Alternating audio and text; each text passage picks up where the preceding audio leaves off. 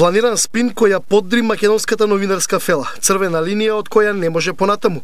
Обидот да се релативизира состојбата преку алиби дека новинарите на еден биле изманипулирани само дополнително го заглавува македонското новинарство заедно со дел од експертската сфера во кокетирање со криминалната состојба во македонското општество. На овој начин Мирка Велиновска 3 дена подоцна ги анализира случувањата, а посебно улогата на новинарите.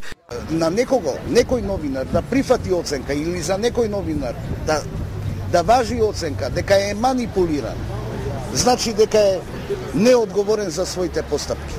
Во она петочно вечерно издание на Вечер, јас не видов ни еден детал кој говори дека они немале, како да речам, дека биле ментално ретардирани. Напротив, видов страотен, гнасен обид за манипулација со македонската јавност, на која ја ускратија основната информација.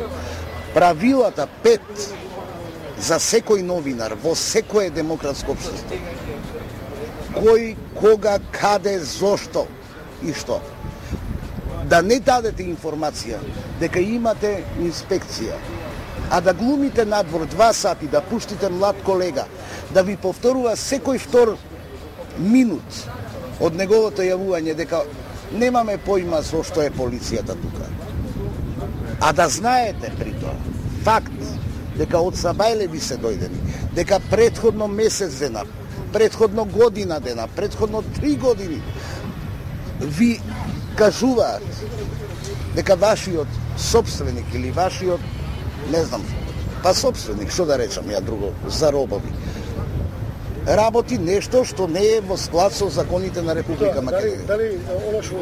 Тоа е манипулација. И при тоа, знаејќи го тоа, да повикувате народ да излегува на плоштад, да оди пред институции, да руши легално избрана власт.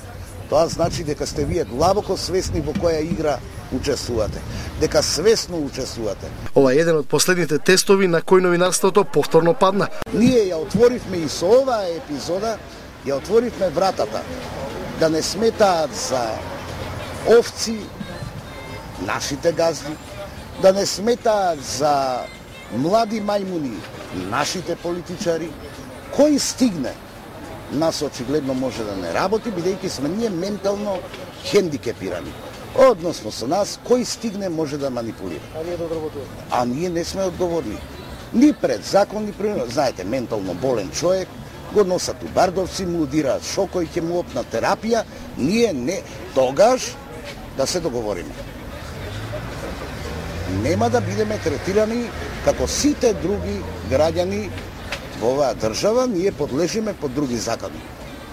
Психијатри ќе се занимаваат со нас, психолози ќе се занимаваат, лекари со нас.